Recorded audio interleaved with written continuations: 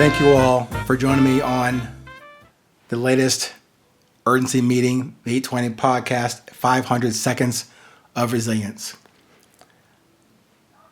The 100th episode in the 820 podcast series that was conducted with my son, Karan Evan Ahmad, has had a very enlightening and unusually reach to those out there who have heard the 100th episode. Hopefully you get a chance to listen to that. Please check it out. The 100th episode with my son, Karan Evan, and the subject was to love everyone. And just from that simple, insightful, honest, and for me, revolutionary education, Karan had me to understand not just to be selective of my essential love that's just mine. No, it was to love everyone as the default, without any question.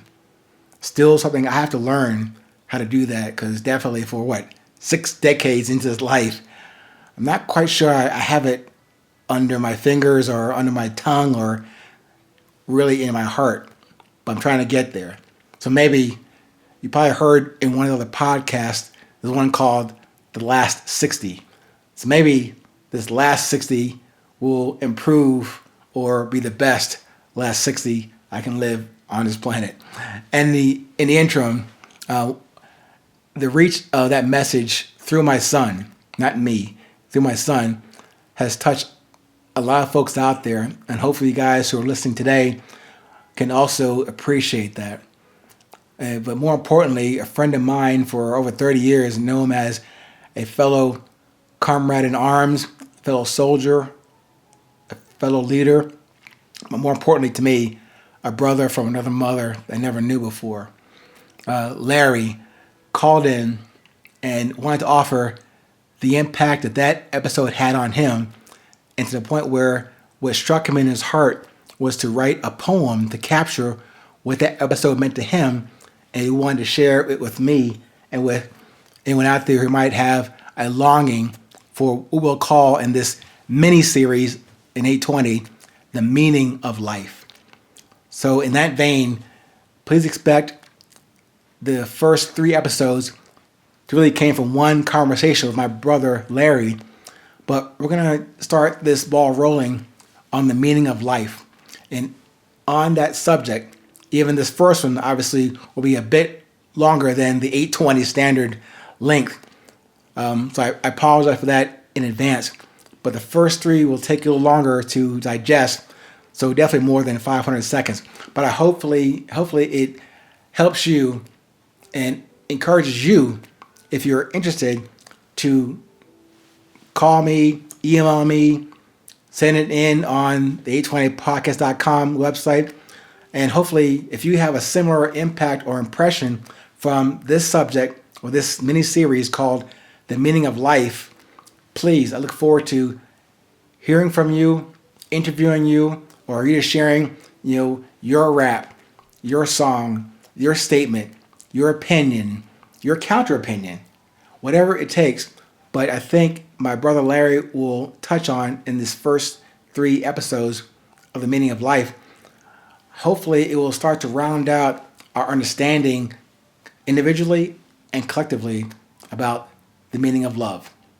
So, without further ado, here's the first episode in the Meaning of Life series. I was thinking about this when we talked earlier, brother, about, again, I was so happy that it touched you somewhere where I didn't expect it to happen, but I really happy that it made sense to you and what my son was saying, Mr. Karan Evan was saying. It was so revolutionary to me. I was happy to hear that. But you said also, I'm going to mention this before you get into your version of what the meaning of love is in your poem. You said something about this discussion that we're having today could be the essence of a new gateway to love. You said that, man. I love that thought. And I firmly believe in that, because the world is forever seeking love and also wealth. And many times people fail to realize that their wealth is in their health. Yes. So through obtaining more wealth, they later learn that by trying to pay for their health, that, the wealth is what they were driven by for a long time, but then they fail to realize that, just to reiterate it again, that their wealth is in their health. Yes. So my point being is, throughout life, you have to continue to focus on what is most important, and that's balance life work, not work-life balance. Yes. So getting to what we're talking about is love. I'm often reminded by Bob Marley, which I quote. He once said, "The biggest coward is a man who awakens a woman's love with no intention of loving her." Ooh. And by stating that, I find that there's so many men as well as women who are looking for love, and there are different versions of love. So I composed a poem that talks about the meaning of love. And at this point, I would like to share that with you in hopes that it would touch someone's heart in some way, that they would reach out to you and share with you what they are looking for in true love. So once again, the title of the poem is The Meaning of Love. Love is made up of 1,000 things: a walk in the moonlight, a heart that sings, a feeling of sunshine in all kinds of weather, the warmth and closeness of being together. Love is cups of coffee in a quiet room, firelight dancing and chasing the gloom. Love is a feeling that you feel that you've always known. Love is a gentle hand reaching out for your very own. Love is trust and confidence in the joy and sharing. Love is the deep security that comes from caring. Love is tears, often followed by laughter. And love is, whomever your name may be, in Jesus Christ, happily ever after. So in curtailing what we're talking about at this point, I'm just saying that after hearing your son stated earlier that you should love everyone and try to understand what they're going through, even if they're in the midst of driving fast on the freeway and you have to get over and you're not understanding that there's an emergency going on in their life that they have to get to. So that is really important. And you can still love everybody, but you have to be able to channel that love into what that person needs at that time. So, you meet people where they are. And again, love is the most important thing that you can render to anybody, because we're all people who are in search of love. So, at the end of the day, when you can realize that you've made a difference in someone's life, that is love. Love should be unconditional. Love should be spoken vows that should never clip another person's wings. So when you understand that, you're beginning to grow and become a better person.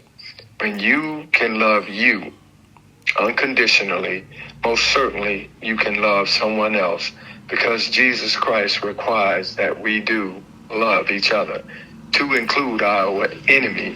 So having said that, that is a whole lot of love that is being spreaded, but it can be done if you make the commitment to do so. But right there, brother, and Quran said that also in his discussion with me, even though those are great, guardrails and things to put on yourself, but first and foremost, you gotta love yourself first. And then him even saying it to me was so, just mind shattering. I should know that. But him saying that and you saying the same thing, like, man, I should know that. But hearing it again is just a reminder of, we're all fallible, and not all of us are not flawless, but we are perfect. But striving towards that one thing we should be doing every day, which is loving ourselves fully first, and then offering that love without any question people we meet. Exactly. See, the power of love is to empower. Think about it. Now that is really deep right there. The power of love is to empower. When you do it genuinely, then therefore you know that you're on the right path. because life is all about reach one, teach one, and become one. Yeah. And that is something that we can all do. Sometimes the biggest wall you got to climb is the one you build in your mind. Yeah. And when you can tear that wall down, then you realize that, hey, there's nothing that can stop the growth of love, because we're giving it freely. And then love is just like anything else. If you give it freely, it should be reciprocal. Yes. Now, it may not come at the time in which you need it to come or want it to come from the person that you want it to come from, but it does come, because we live in a universe that says that the law of karma is fair to everyone. You give out a good thing, good things come to you. If you do the opposite, which is something bad, then it comes back to you, because it is the law of karma. But we can do it if we really work on it, you know. And so the most thing that is important that I think about, which is something that Winston Churchill once said, which I quote, he said, success is not final. Failure is not fatal. It is the courage to continue that counts.